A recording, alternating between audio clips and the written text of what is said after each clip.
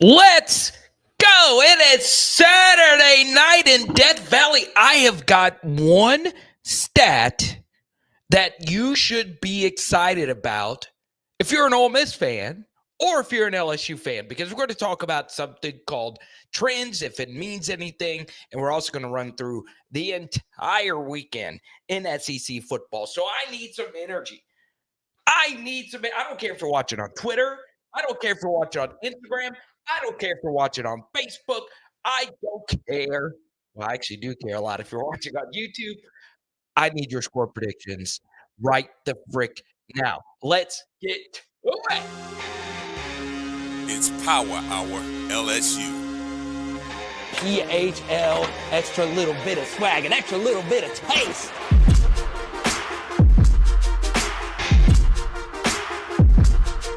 Yeah. Man, I'm headed to the field. Terror of the tiger, I'ma always keep it real. Everything gon' get devoured, it's the power. LSU with Carter, it's the power. LSU with Carter, man, I'm headed to the field. Terror of the tiger, I'ma always keep it real. Everything gon' get devoured, it's the power. LSU with Carter, it's the power. LSU with Carter, man, I'm headed. So if you're watching on YouTube, you could see that I'm dressed professionally. I decided to look like the average schmuck that goes to Vegas every week and lays down their bets because, as many of you know, I am a sports gambling fiend. Now, that does not mean I bet a whole lot. I honestly don't. This is actually the least I've wagered. I just find the numbers, the history, the trends, all of it to be very interesting. And we shared this stat on the Wednesday live stream, but I'll share it again now. Brian Kelly going into the season at LSU was 16-11 against the spread. Now, what does that mean exactly? Well, every week, Vegas decides to release a point spread. That's how they think the game is going to go.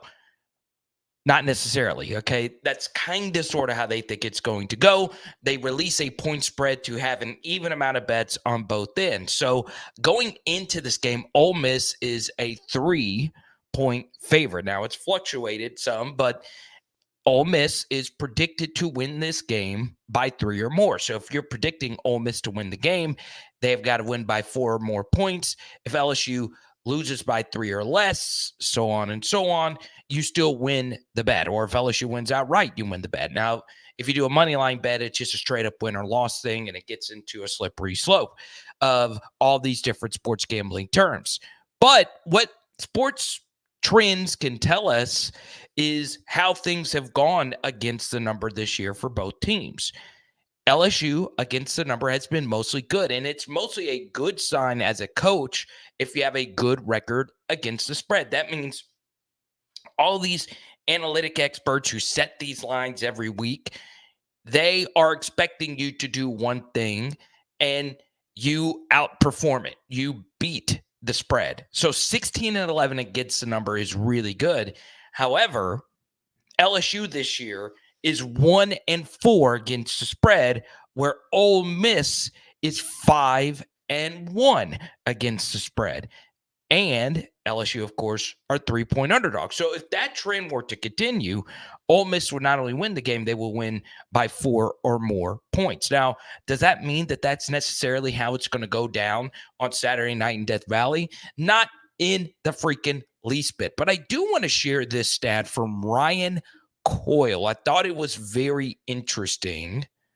Lane Kiffin is 8-2-2 as an away favorite against the spread since taking over at Ole Miss.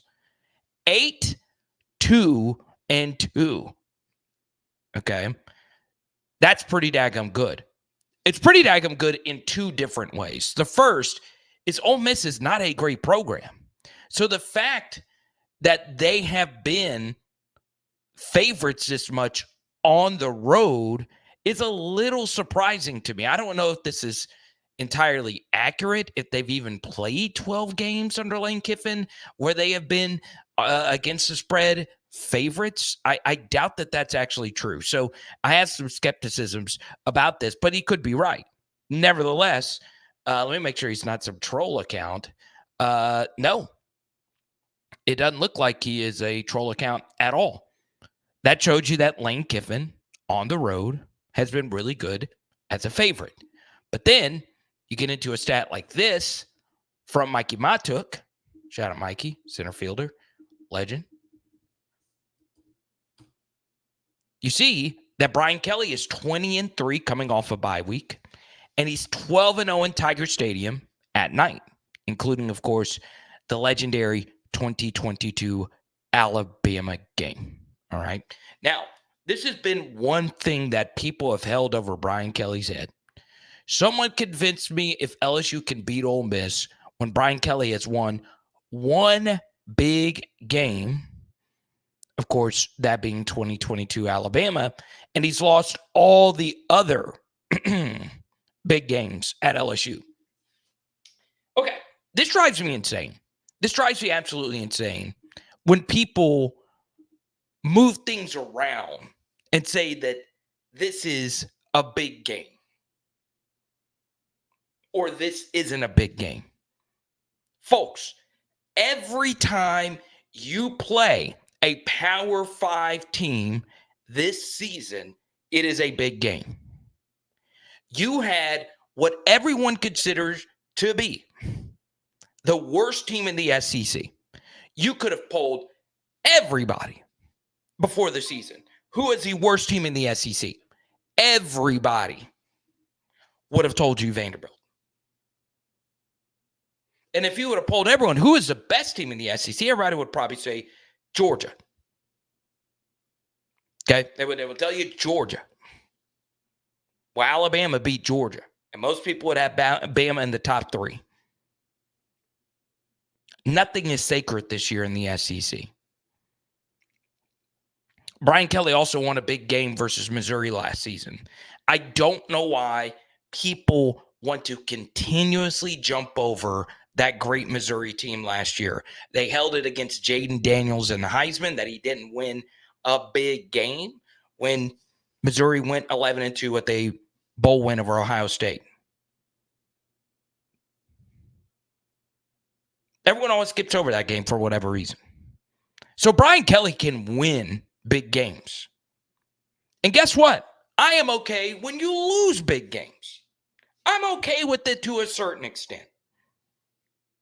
What ticks me off, and it's something that has happened to Brian Kelly, is getting blown out.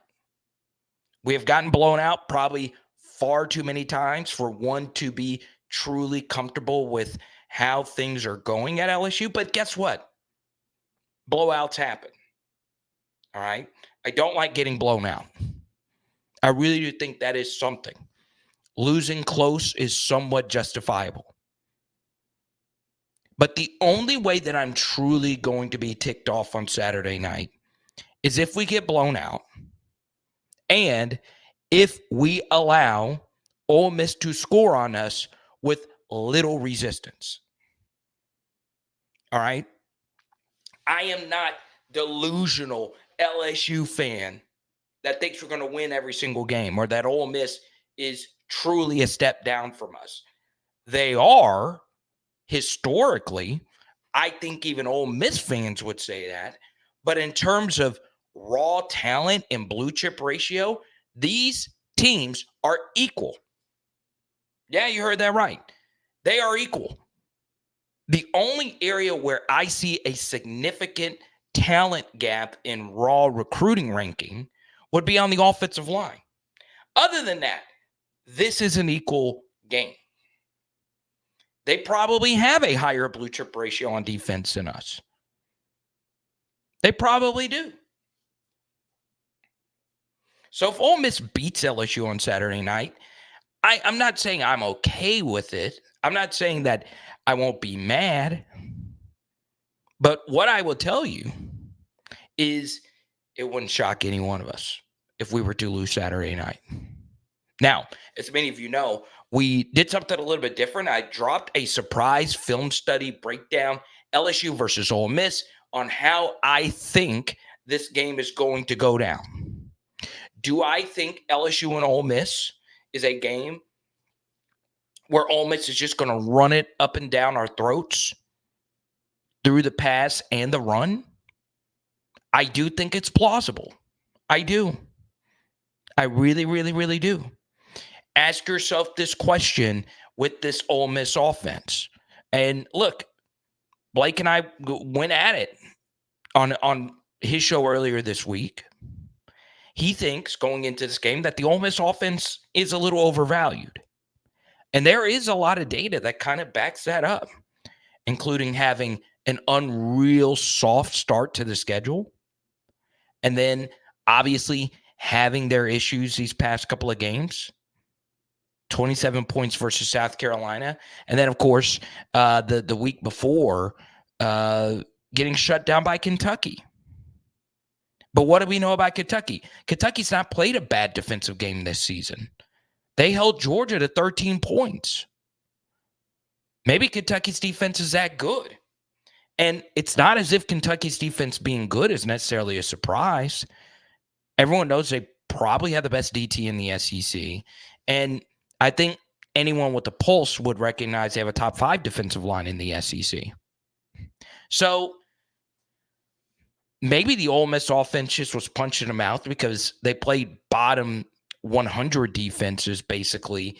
And then, bam, you finally play defense with the pulse.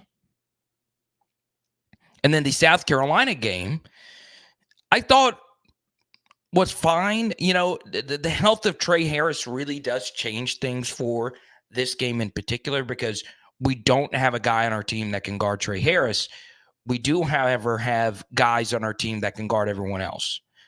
We can get Juice Wells. We can get Watkins, number 11, who was key in the game last year versus us. But what I want to see in particular are 2 guys that had really bad games last year actually lead and step up and make plays this weekend. That is Major Burns and that is Sage Ryan.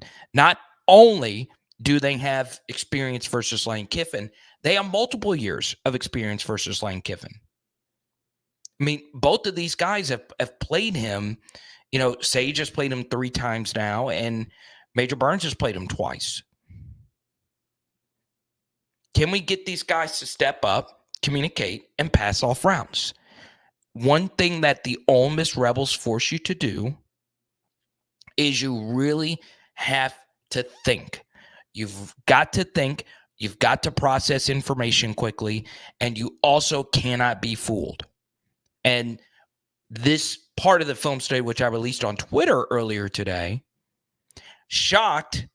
I didn't say shocked, but it explained a term that I use quite often with my favorite play callers, and that's sequencing. Sequencing is so important when it comes to play calling. And basically, it is what it says it is. What you do on one play can change to the next. And there might not be anyone better at sequencing than Lane Kiffin. He'll show you a 2nd down and 5, run to the left.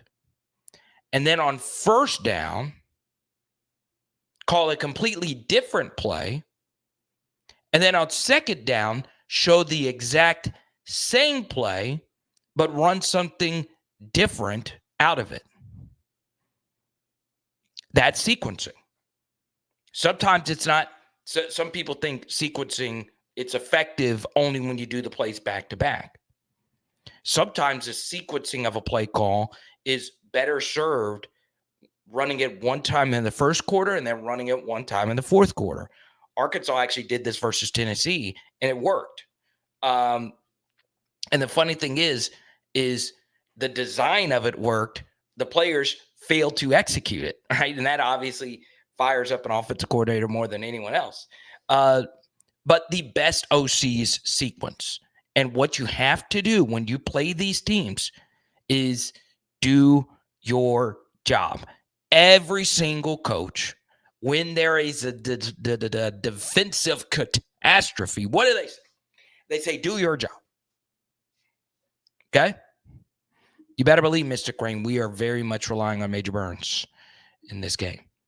Carter, is it a sure thing Ole Miss is the best team we played so far? Because I'd say it's a toss-up with USC.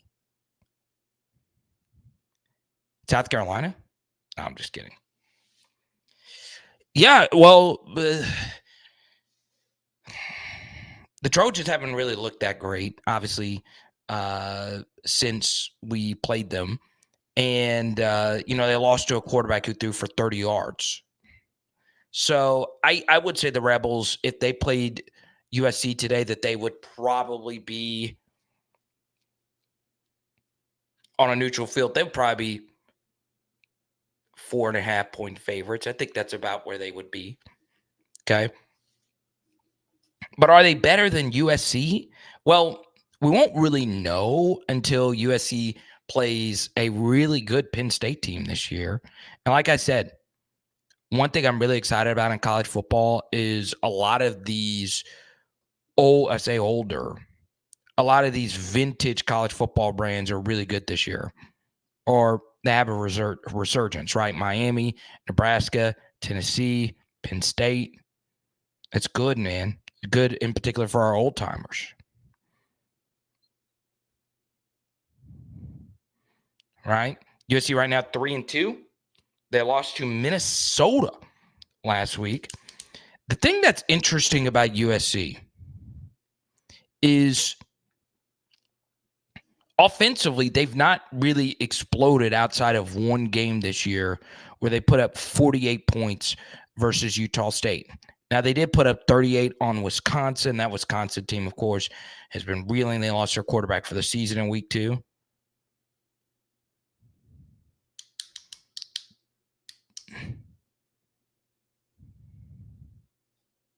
But there you go. Now, next thing. We'll talk about the other SEC games here in just a moment. I do want to get into one before we dive a little bit deeper in this LSU-USC matchup. Let's bring up one very underrated thing when it comes to this weekend's games in the SEC. Is that there are some teams that play in tough games that you have to play in the coming weeks. And that will really determine if these teams are really anything. We saw what Florida did last week versus UCF. We saw what Florida did a few weeks ago versus, albeit a not so great Mississippi State team. The Gators obviously have an identity issue with the quarterback situation and a fluctuating, is this head coach really on the hot seat situation? I don't know. But if Florida goes on the road and beats Tennessee this weekend, they look to be for real. And then, of course, on the schedule this weekend in the SEC, you have Alabama. Okay, Alabama will play South Carolina. And what's going to be interesting, can South Carolina keep this game competitive? It's a 21-point spread. Let's just say Alabama blows South Carolina out and Ole Miss blows South Carolina out like they did last week. Then you should be semi-worried if you're an LSU fan, just semi. But as many of you know, SEC this year has been very, very, very, very, very week to week. But to me, the most interesting game over this weekend is going to be Vanderbilt and Kentucky. Right? Alabama was a team this past weekend coming off an epic hangover. There will never be a hangover bigger than Vanderbilt's hangover after beating Alabama. Now, the thing that's interesting about this is Vanderbilt, to me, is out of the playoff race. All right, they have 2 losses. Of course, if they magically were to win out, they would be in the SEC championship game, right? They would be in the SEC championship game. They got very unlucky versus Missouri, and they lost a close game at Georgia State. So I guess if they were to win out, they could get in the playoff. Diego Pavia has been trying to get everyone on the team, their quarterback, to focus in. But what would be interesting is if Vanderbilt were to win this game, they become an even more serious competitor for LSU towards the end of the season. So that's why the other SEC games to me are big. Let's go to Chance. Can we guard and injure Trey Harris? Yes. If he's banged up, it does help.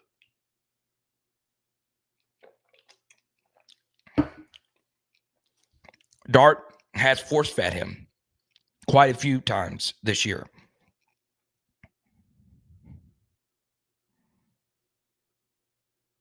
Okay.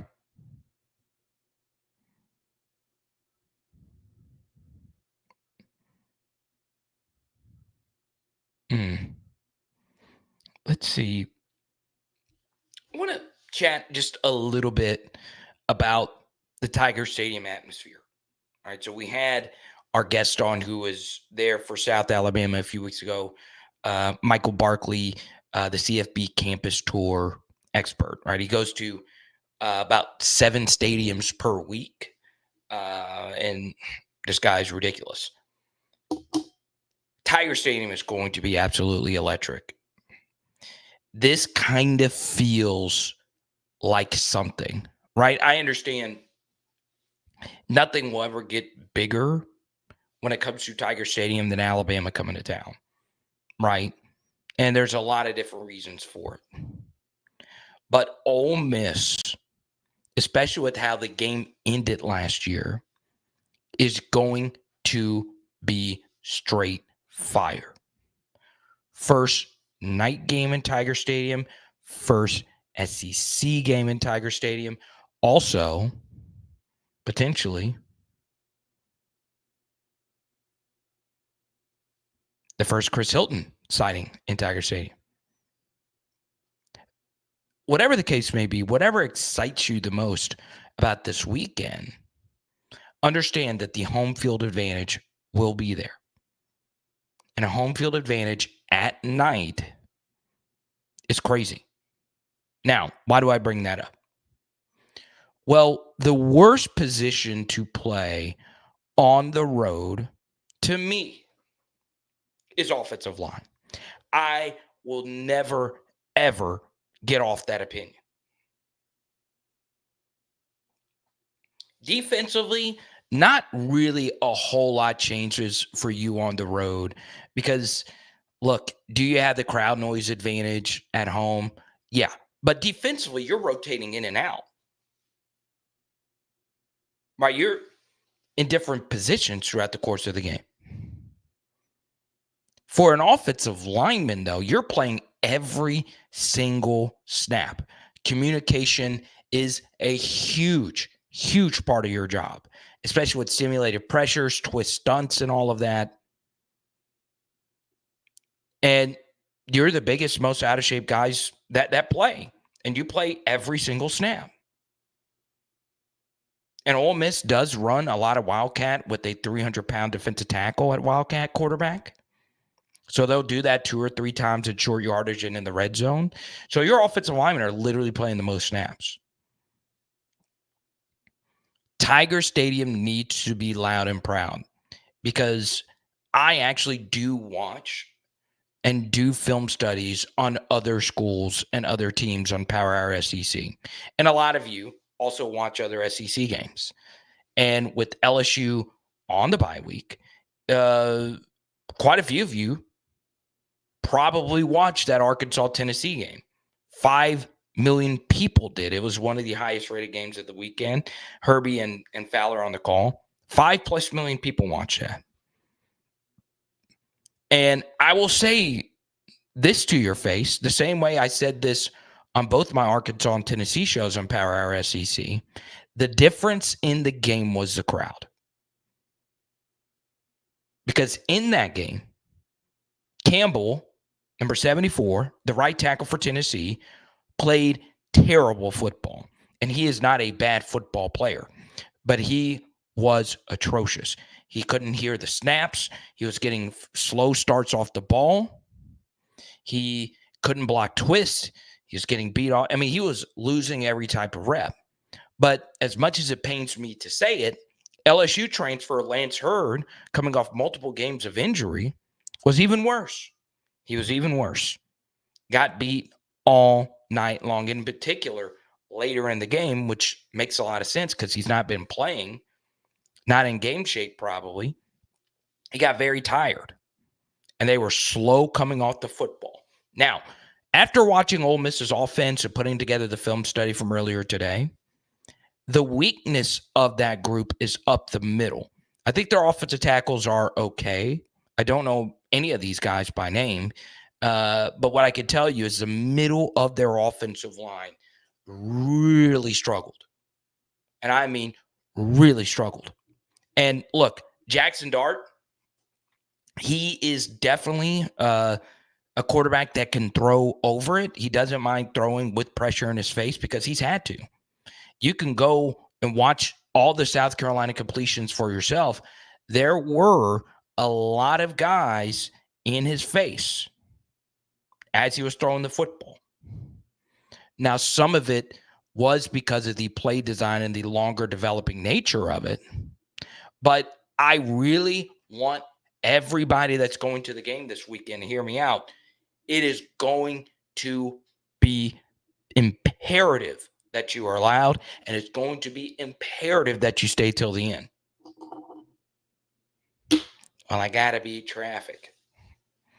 And look, you bought a ticket. It's in your right to do so.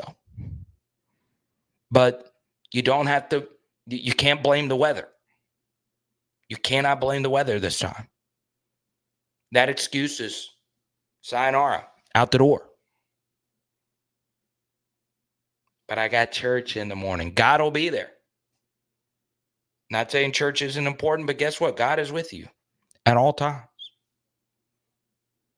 And I think most would say the closest thing to a holy ground that we have in Louisiana is Tiger Stadium on a Saturday night. You'll get to church on time. But my roommate got drunk. Sounds like a personal problem to me. Doesn't mean you have to go. Call your other roommate, meet him at the gate, tell him to go home, stay at the game. But my cell phone ran out of juice. Bring a portable phone charger. It is the year 2024, and you do not have a portable phone charger. What the hell are you doing? What the hell are you doing?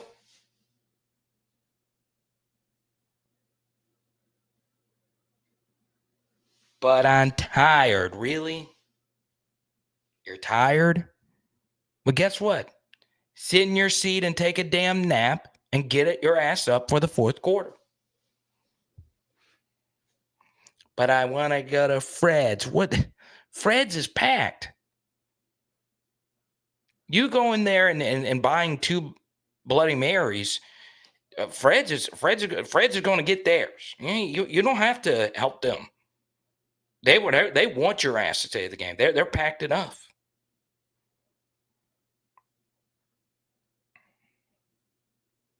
Stay your ass at the game.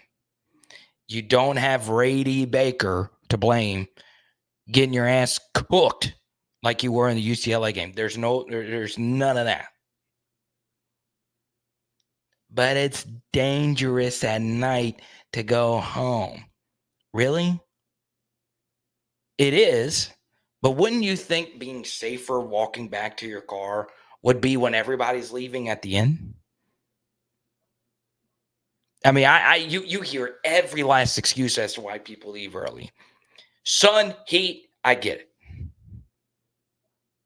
But not a night game. You're going to be in traffic anyway. Well, I got to drive all the way back to West Monroe. Okay. Buy your ass some 5-hour energies.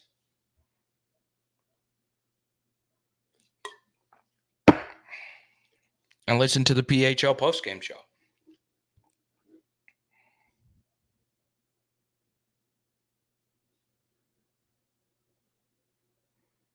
Hmm. 100 years in Death Valley. Now, coming up after this, we'll talk about CJ Daniels. Okay, what do I know?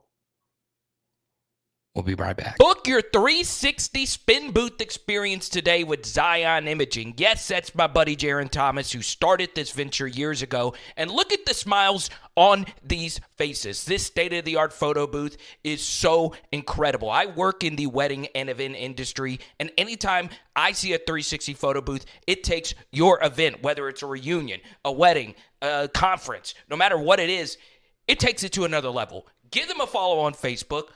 Book them today. There is a special deal going on now where you can get up to 40% off. This is all the info. Give them a call today, 318-469-4265, or go to Zion Imaging. That's XYAN Imaging.com. Home is where the heart is, and our friends at NOPOD Roofing really takes that to heart.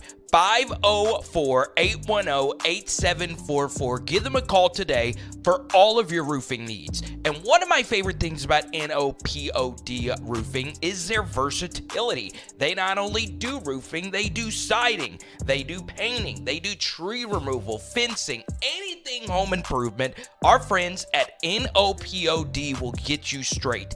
Give them a call today at 504-810-8744 and let them know PHL and Carter the Power sent you. We never overpromise and always over-deliver with NOPOD, baby. Let's go. I think joy and happiness and doing things you like is important. My favorite thing is sports cards. When I'm not on YouTube, I am building my collection. And when I started, I wish there was a sports card strategy show. He wasn't necessarily going to be a first-round pick before all this Heisman buzz. Now they're talking about him being a top 5 pick. Paul Hickey and the team at nooffseason.com personally helped build my Jaden Daniels collection, and they're looking to do the same for you. Just check them out on social media or nooffseason.com. Alrighty, so CJ Daniels. I referenced this last week that he was banged up. I didn't mention him by name, but I'd heard he was banged up. What was interesting was there was two different sources. One said that he would be out until the Alabama game, and then another said it's not really too serious. And I was also told that it did indeed happen in the actual South Alabama game. Okay. So like I've always said, I'm not much of an insider. It's not really, my thing for a lot of different reasons. I don't really think there's as much upside in being the insider, especially when it comes to injury information. And I also am privy to the sports medicine industry. I'm not a doctor. There was a big controversy on this about Twitter, where there's this Twitter doctor who thinks he can diagnose every single injury that happens on the field. And he got in a back and forth over Green Bay Packers wide receiver Christian Watson's injury. And little did he know he was going back and forth with Christian Watson's dad. Okay. Wouldn't you think that the dad would have the correct information compared to some doctor watching it on TV? The truth is, a lot of doctors can accurately predict how serious something is by looking at it on TV, but you can't know. It is impossible to know until you actually get XRIs or a closer examination right after it's over. So with CJ, I didn't remember a play in the game. And look, it might have been in practice. So but the bottom line is I don't remember really any moment where I saw him get banged up. Okay. So, I let's be real. Is he a big loss to this team? Yes. Yes. Because Kyle Parker is out. All right. He's been hurt 2 separate times in games now. I think he was banged up in this last game versus South Alabama. And then, of course, he was out in the first series versus USC. So it's tough for him to stay healthy. He's still a young player. He was younger for the class that he was in, and he's a young sophomore, and he's not that big. So he's playing a lot because Chris Hilton's not been available. What about Chris Hilton's status? Well, like we said last night, you don't feel overly confident about this when, Brian Kelly is saying in the press conferences, hey, it's one of these things that's slowly coming along. The healing process has been a little bit slower than what we initially thought. All right. And then, of course, you have the wide receiver room that is behind those three guys, which isn't much. All right. Shelton Sampson has yet to catch a pass in his career at LSU. You have Jelani Watkins, and you have Kylan Billiot in that room as well. Landon Abieta is listed as out, but he wasn't really a factor here. So this becomes more important for Aaron Anderson to continue playing at the level he's been playing. And then, of course, Kyron Lacey, who had a gigantic game last year versus Ole Miss. So really excited about those two. Really excited about Mason Taylor as well. And maybe this opens the door for more Kamarion Pimpton and, in particular, more Trey'Dez Green. And then we also had the probable situation here with the great Caden Durham. I think he'll be fine. Okay? I think he'll be fine. Let's go to Tony the Tiger. Good to see you. The PHL fam, welcome in. Chance says, the one time I left an LSU game early, you regretted it. 1996, Kev Falk comeback versus Houston. I do not recall the specifics of this game, but I will be staying up all night to watch it now. Huh?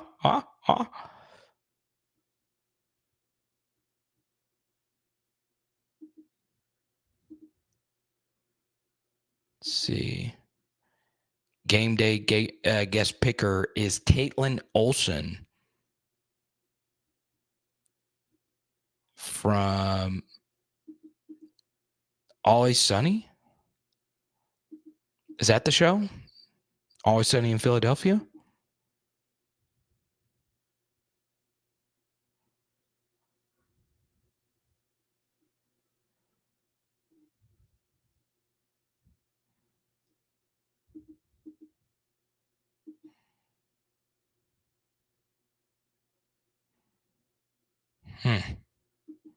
I'm just not familiar with Caitlin Olsen.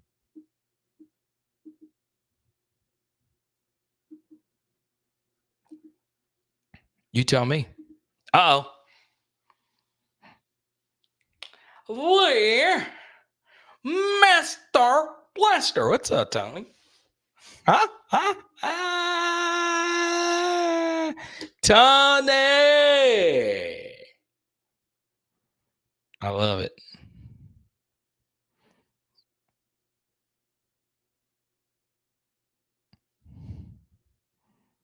Don't forget. Live streams. Tuesdays, 8:15. Wednesdays, 6. Thursdays, 5 p.m. Central.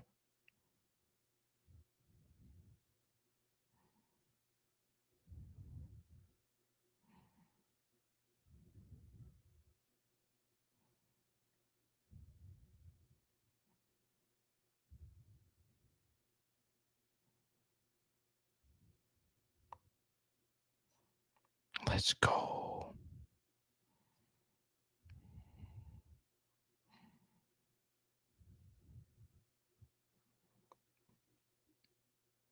I'm so freaking excited about Spencer Rattler this weekend, too.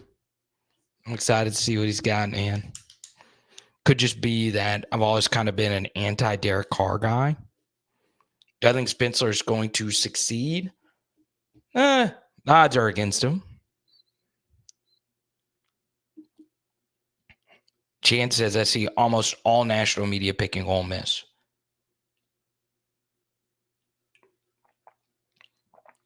Maybe they're onto something. I'm serious. Maybe they know something we don't. But, going into the 2022 Bama game, how many people were really confident in LSU winning that game? Not many. Not many. Okay. We got a bunch of Tonys in here. Let's go. We do have a lot of Tonys here on PHL.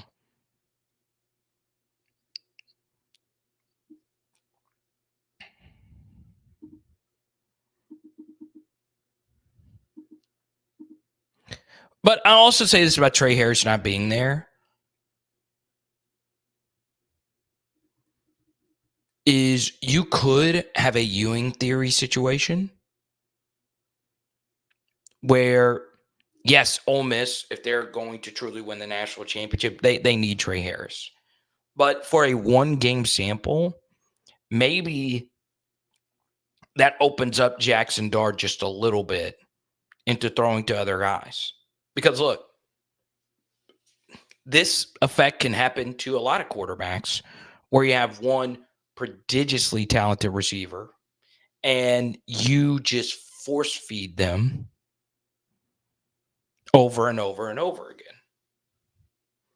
Now, I want to run through a few jersey numbers before this weekend. All right. And oftentimes the primetime players with a jersey number on one side of the football is the same on the other side because of the double number stuff. But first we go to Roby. Derek Carr and B.I. need to be run out of town. They're bringing the city down. Thank you for the first time super chat of the evening, Mr. Roby. Michael Roby.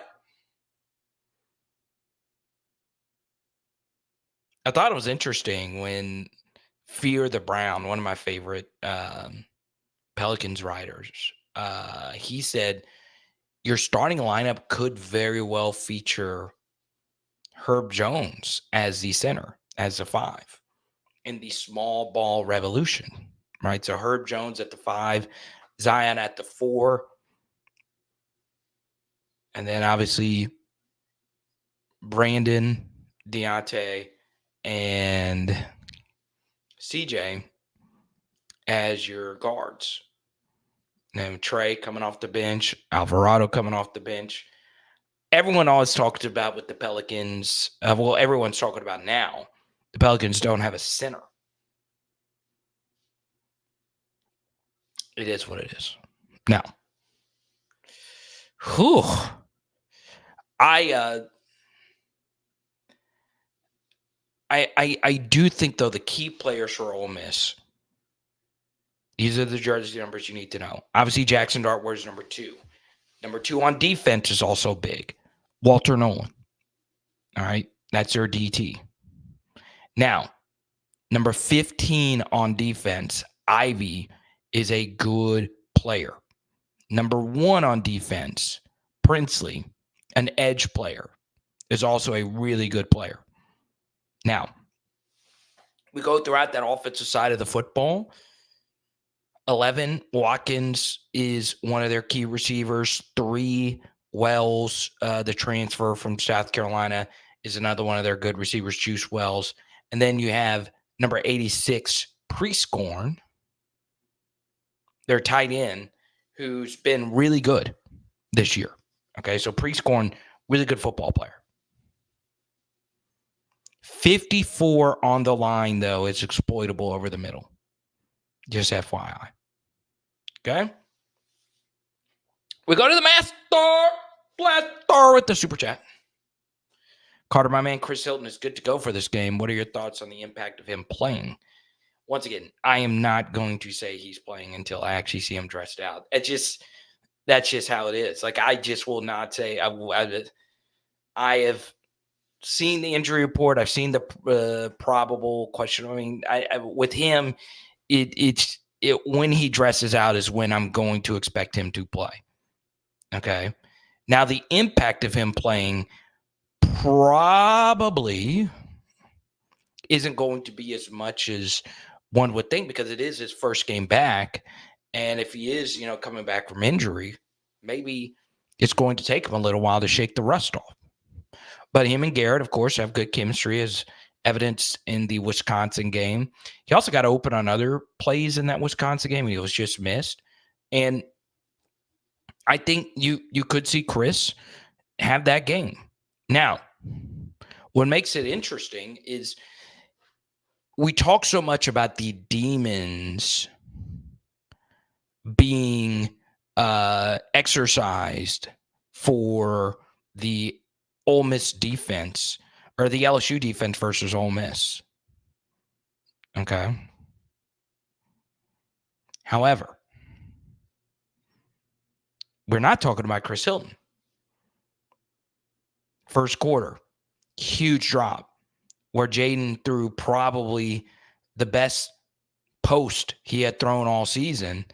And Chris, if he just kept running, he would have just glided right into the catch and scored. He didn't need to dive, right? He had that issue on deep balls early in his career, leaving his feet for no reason, okay, to catch a pass. So he dropped that pass. And then at the end, on the Hail Mary, it was catchable. Now, was he interfered with? Yes. Are there very few wide receivers on the planet Earth that could have made that catch? Yes, like DeAndre Hopkins is making that catch. If BTJ was in that spot, he's definitely coming down with that. Now, here's an old school Hail Mary expert. Jeff Janis of the Green Bay Packers is making that catch. But there's not many players that are making that play. But it was makeable. And if he would have made that catch, there wouldn't have been a debate for the Heisman Trophy at the end of the season with Jaden Daniels. There just wouldn't have been. It would have been impossible for him to not win the Heisman after that. It still should have been impossible for him to not win the Heisman. Okay?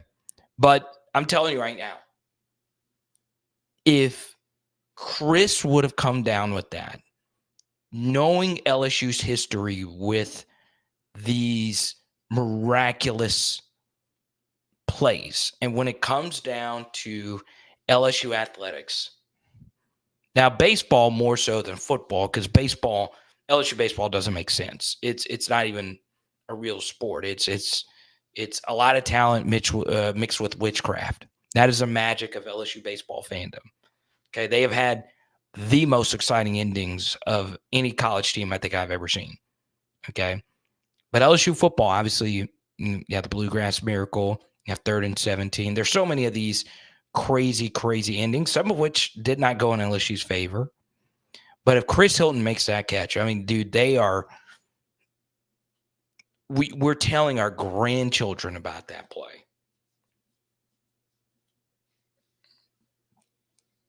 But he was interfered with, and it should have been a flag. It should have been a flag. Okay? And to kind of add into it, he got hurt. He got hurt when he landed.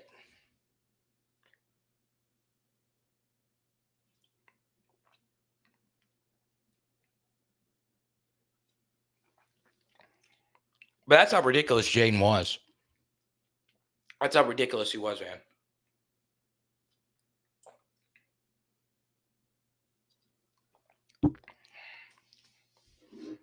That play was ridiculous, man.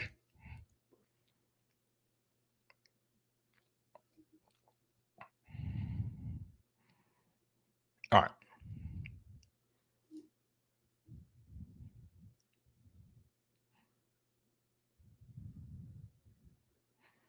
What is your biggest takeaway?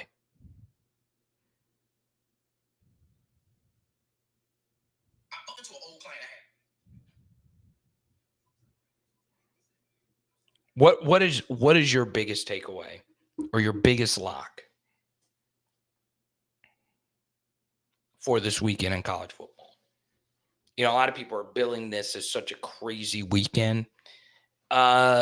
Next week it's kind of stolen that thunder because you do have Texas and Georgia and Alabama and Tennessee. And then you have LSU, Arkansas, the Golden Boot. So you can make a strong case that the next weekend is better. Especially with Oklahoma not being as good as we thought and USC kind of tailing off here.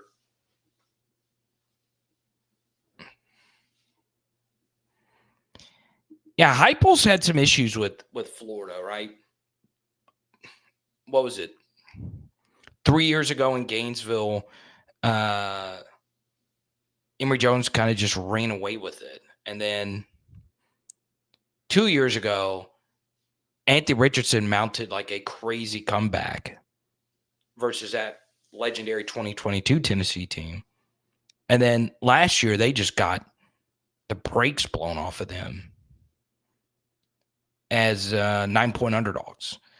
And that was one of the heaviest bet games I've ever had. I was like, oh, man, Gators are just going to roll here.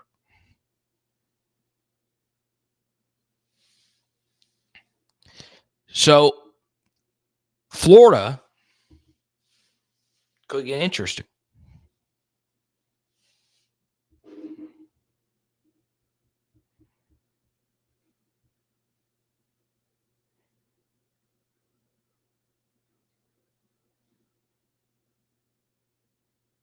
But what is your lock?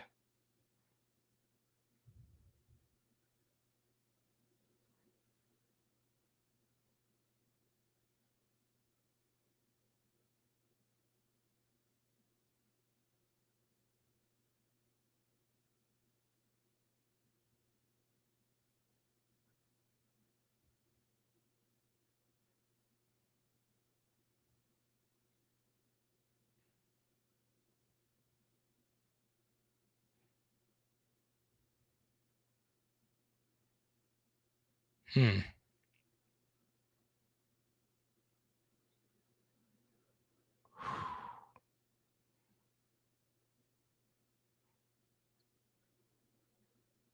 hardest thing about being a sports card fan and an LSU fan is when people send you, do you want to buy their Jaden Daniels cards? And I'm like, I'm not Logan Paul over here. I'm not Mr. Beast. That is out of my price range. So all these LSU players, I mean, this, honest to God, I mean, how many seasons of pro football have there been where this many LSU players are playing at this high of a level? All right. Now, of course, it is a little bit more offensive heavy than defensive heavy. There's been quite a few LSU players that have had disappointing defensive seasons, Devin White, of course, being one of them. But offense, well, it's crazy. Like Joe Burrow's having the best season of his career. Jamar Chase is playing ridiculous. Jaden is Jaden. BTJ's exceeding expectations. Malik Neighbors. The LSU offensive lineman that got big deals. Carolina's offensive line's the best they've ever been. They added Damian Lewis. Well, not best they've ever been, but better than what they were last year. And then Lloyd Cushenberry, I think's done fine with Tennessee. I don't watch a whole lot of Titans. But this season's ridiculous. Foster Moreau's caught him a few tutties. It's been a crazy, crazy, crazy LSU NFL year. And obviously Tyrann Mathieu, statistically, he's had a really good season. Okay. Let's go to Josh Mell. What would you recommend for tailgating and game day experience? All the games I've been to were day games, and I wasn't able to tailgate prior due to work constrictions. I'll be there all day this time. So, Josh, Let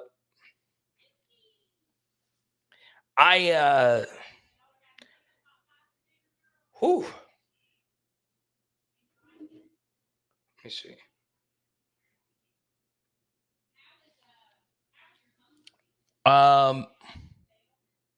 It's kind of tough. All right, so let me think about this before I answer it. Okay. I know you don't do baseball cards, but what is the average price for Paul Skeens rookie cards? It's also very expensive. He's probably the most expensive baseball player. I don't do baseball cards. Pitchers rarely go for as much as the hitters do, but obviously Ohtani is just by far the most expensive. And then you have, I think Skeens would probably be number 2 right now, behind just him. But it might be a good time to buy Paul because he's not in the World Series right now. So you'd have to monitor the market, but he is expensive. He's very, very, very expensive. So, Josh, the first thing you have to ask yourself as far as the tailgating experience is, do you know anyone that's actually going to the game? All right. Do you know anyone that is going? All right. If you do, ask them where they are tailgating. Okay. So Josh says, no, unfortunately, I do not. Well, Josh, if I was going, I would tell you just to tag along with me. I go to quite a few tailgates.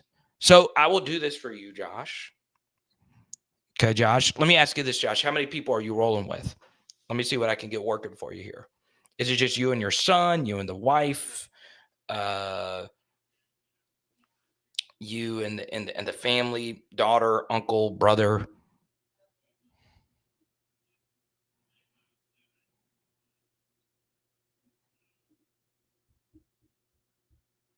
Okay. Me and your cousin. All right, here's what we're going to do. So if anyone is hosting a tailgate that's a PHL subscriber, hit me up if you have room for 2 more. And host Josh, who's never had an LSU tailgate experience. And Josh, where are you coming from? Okay. And I might be able, you might be able to find someone. Okay. Josh, if someone reaches out to me and invites you to the tailgate, like, I just want to put it out there. I don't know if I'm just going to reach out to someone like specifically and say it, but if someone watching this is on a tailgate and they are willing to add 2 more, watch. But you can also, and it's kind of tougher to do this and people like kind of put it out there to be, but you could probably vibe in with a certain tailgate somewhere, right? Yeah, let me know where you're coming from. Oh, you're coming from Pensacola, Florida. Well, first off, I hope you're safe. But yeah, Josh. So what you need to do, if this does end up going in your favor, Josh, shoot me a message, powerhourlsu@gmail.com, and email me there, and someone might be able to hook you up. I did my part. And Josh, how long have you been watching the channel, or is this your first time and you're like, hey, look, LSU football guy, I know he's going to know somebody.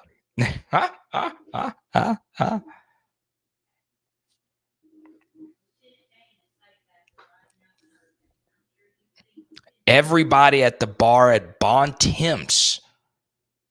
Wait, so is this in Laffy, the 337? Tony, where are you going to be tailgating before the game? I don't think Tony tailgates. I think he just hangs out and goes to the game. There are quite a like my father goes to a ton of games. He does not tailgate. It's just not a thing. He just goes to the game. So everyone at the bar at Temps is listening to me. I show some love to the Temps. A low-key Thursday live. Temps Grill. I normally charge quite a bit for this. Is this bond? Okay, here we go. I actually don't charge all that much. So Temps, if you want to join the PHL fam, let me know, man. Laissez les bon temps rouler. Yes, of course, it's bon temps. Laissez les bon temps. Bon temps. Bon temps. Laissez les bon temps rouler. We have a bunch of Tennessee fans. Could y'all imagine Cassie from last night? Yeah, we ate at the Bone Temps. Cassie's the best.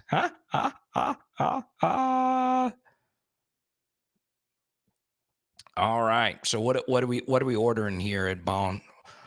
Laissez les bon temps. At the Bon Temps. Oh, we got sausage and boudin. Shrimp. Okay, blackened chicken. Okay, this looks like my kind of place. Well, tell the good folks at Bonton I'll come down there and do a show sometime. Crawfish enchiladas? Now that sounds good. 2 flour tortillas filled with crawfish and cheese. So, Tony, how fire is this place? Oh, look, it says I can call now. Should I call him on the air right now? Let's see.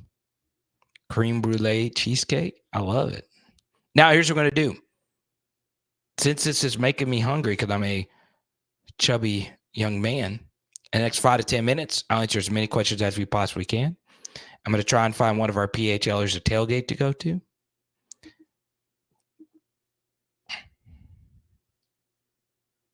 But if you super chat, I'll keep it going. Yes, that's right, Chance. That's what Cassie always says, honey.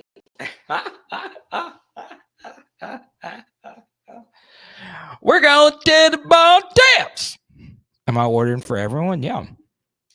A napkin for Pegasus and a salt shaker for Chance. I'm gonna hook my guy Josh up with a water.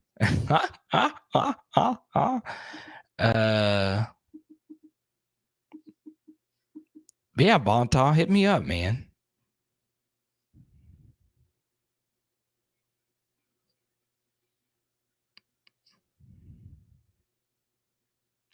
Okay. Now I've seen quite a few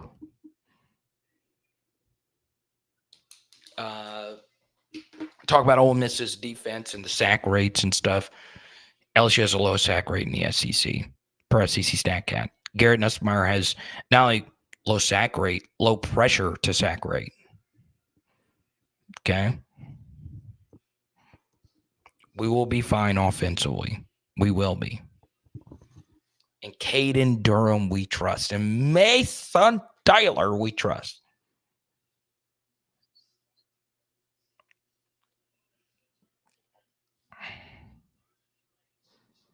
Okay. Now, that'll just about do it for me. Michael wants to know what type of uniforms we are wearing. So this is normally a good rule of thumb when it comes to uniforms.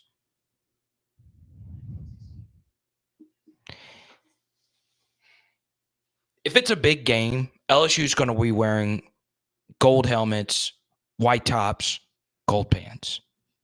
Any big game is going to be white top or white jersey, gold helmet, gold pants. All right. So LSU A&M last year, it's a big game, right? But that's not a big game. It's not a top 10 matchup. LSU wore all white. All right. Rarely are you going to see a purple jersey for a massive game. And also, it behooves the other team because they prefer to wear their home uniforms, right? And of course, UCLA in the 100-degree temperatures forced LSU to wear their purple unis, which pissed me off because it prevented an all-time great jersey number or jersey color match.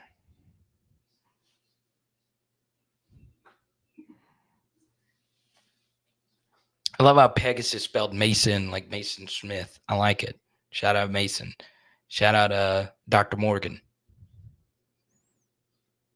No, the purple jerseys were worn for the earthquake game. You're all right. Okay.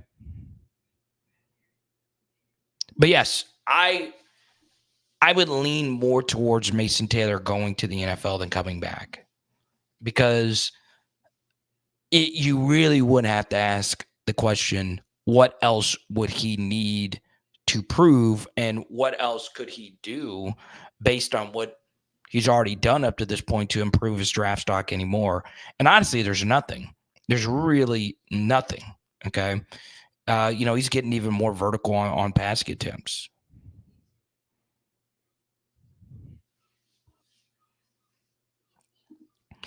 Yeah, Chance, that's a good question. I've never really been a huge fan of Ole Miss's uniforms.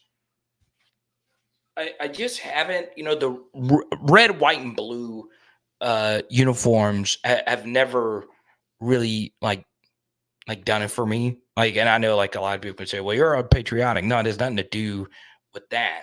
Like Team USA through and through. I have a lot of Team USA uniforms, soccer uniforms over here, but I don't know. I've never really like the Buffalo Bills uniforms never really have done it for me. The New England Patriots uniforms haven't really done it for me. All right. Ole Miss's uniforms haven't really done it for me. I don't like red uniforms in general because they are so common.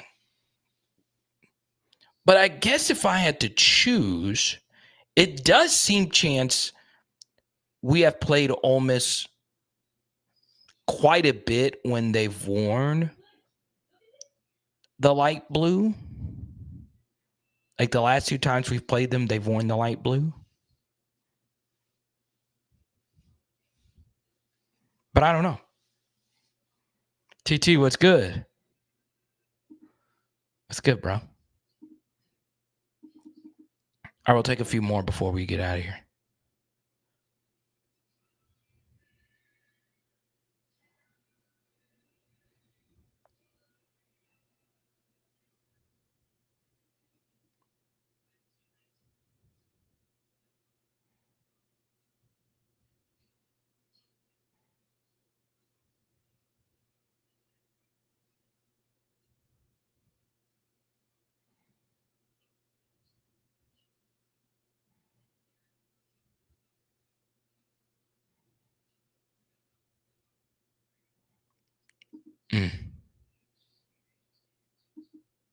They wore red in Death Valley. Oh, they wore red.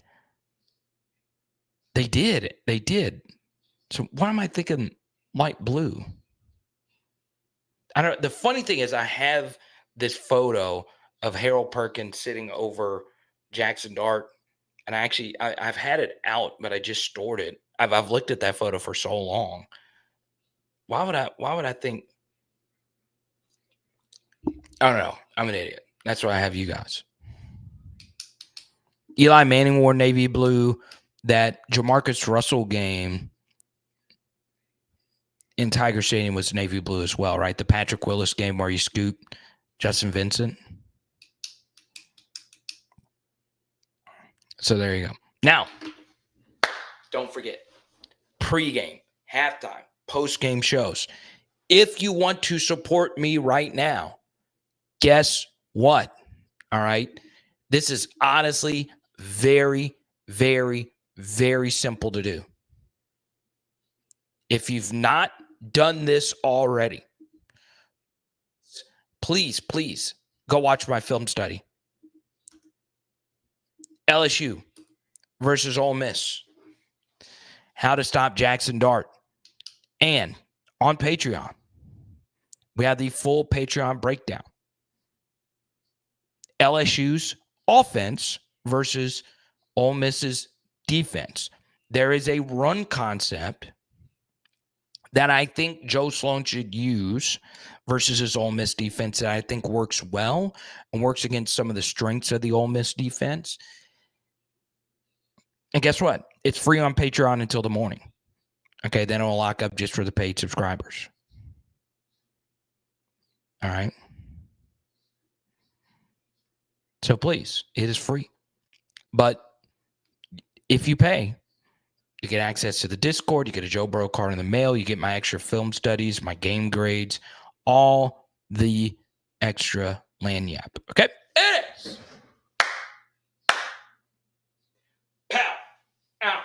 LSU. Boom. Final score. Let's go through a few SEC games. here at the end.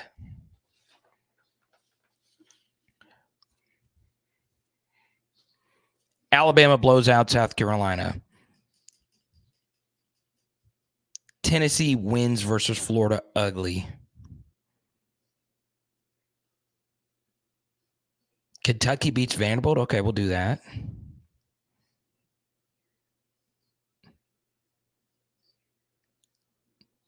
Oklahoma plays Texas interestingly tight. And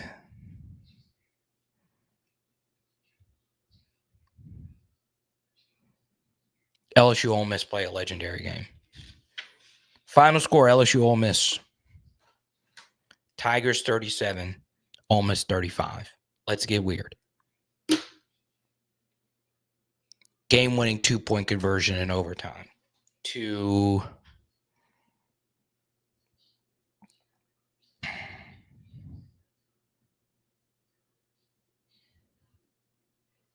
Aaron Anderson. Let's go. Big shout out to the top super chatters, Roby, Tony, and Roby. Let's go.